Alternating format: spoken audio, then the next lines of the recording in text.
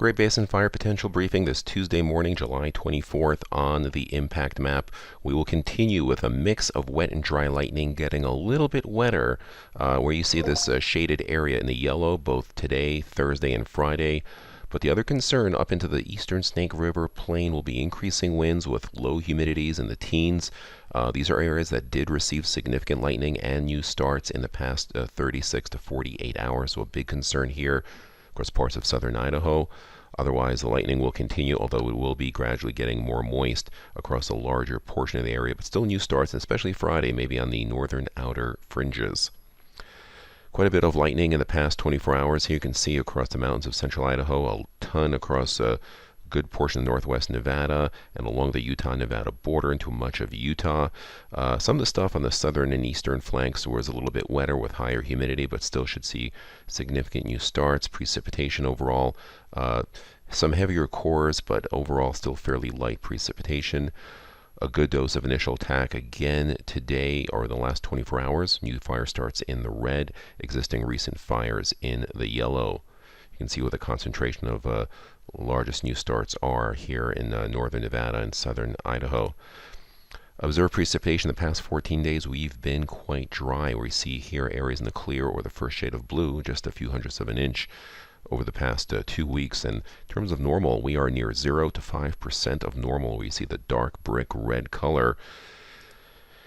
And ERC percentiles, they are starting to increase towards 90th percentile or even 97th percentile. We see areas in the purple drying out quite a bit across southern Idaho as well as the mountains of central Idaho. A little bit lower in parts of Nevada. We are missing reports from northwestern Nevada, understandable due to the heavy initial attack they've had the last 2 days. Now, the lighter 10-hour fuels, there is some good news. The higher humidity and light showers, today's going to be the third day of it, so they are forecast by later this afternoon to moisten up quite a bit in some of our southern areas that did receive lots of lightning. But the bad news is still dry across northwest Nevada and southern Idaho, where drier air is punching in. 100-hour fuels in the eastern Snake River Plain, they are at normal late July levels, so critically dry, approaching the 90th percentile. Similar story for northwestern Nevada. You can see that value just near or slightly below normal for this time of year, which is quite dry. And in parts of central western Utah, near record, or actually at new record levels on the 100-hour fuels. Fortunately for them, they'll be seeing some increasing humidity and maybe some wetness in the showers later this afternoon. But in parts of central western Utah, their sagebrush has dropped down to 100%, so starting to become consumed more readily.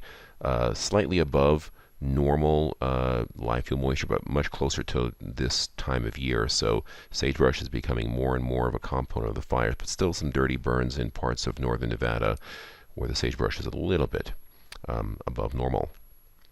Satellite imagery. On the infrared imagery, we see that Four Corners high pressure ridge and the moisture rotating on through.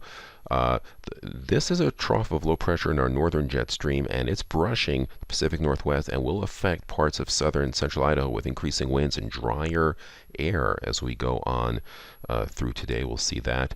The water vapor imagery shows that punch of drier air across northwestern Nevada and pushing into Idaho, and that'll expand today, so that's a big concern for us. Further south, you can see a deeper moisture with another shot of deeper monsoonal moisture poised to push from Arizona into our southern areas. So for today, on the left there is the map with the moisture pushing on in, and you'll see lots of clouds, showers, and mixed wet and dry thunderstorms where you see the areas in green, drier on the northern flanks. But it's this dry punch of air across the Snake River Plain here in the mountains of central Idaho that we are concerned about, and we have high risk for winds in these areas. Relative humidity in these areas will be in the teens, and you can see these enhanced areas winds in the orange, 25 to 30 mile per hour gusts by later this afternoon in areas that had lightning and do have ongoing fires. Much lighter winds elsewhere.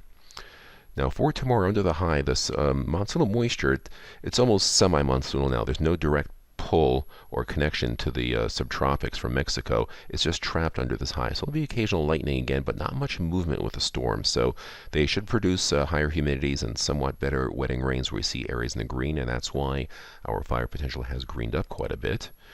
Humidity 20s to 30% down south. Still dry as you head towards the Idaho border in the teens, and well into the teens across the Snake River Plain. Fortunately, winds will be fairly light overall.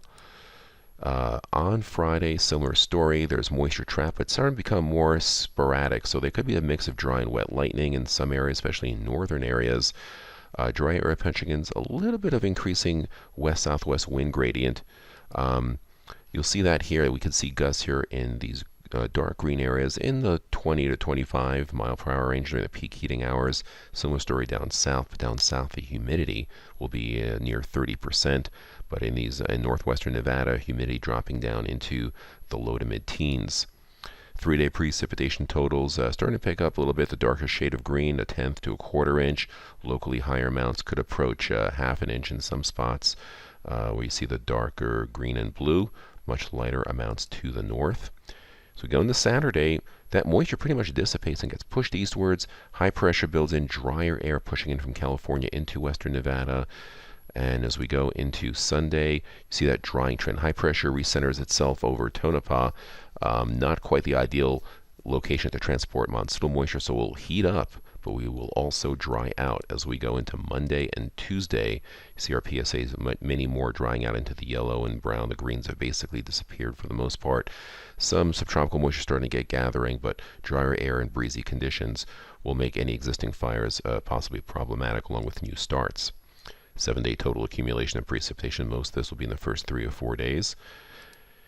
The 8 to 14-day outlook shows above normal temperatures under that Four Corners high, and possibly another push of monsoonal moisture, bringing more moistening to our southern areas, and a mix of wet and dry lightning on these northern fringes of northern Nevada, northern Utah into Idaho, where normally our focus does begin to shift as we go into August. This concludes our briefing. Have a great day.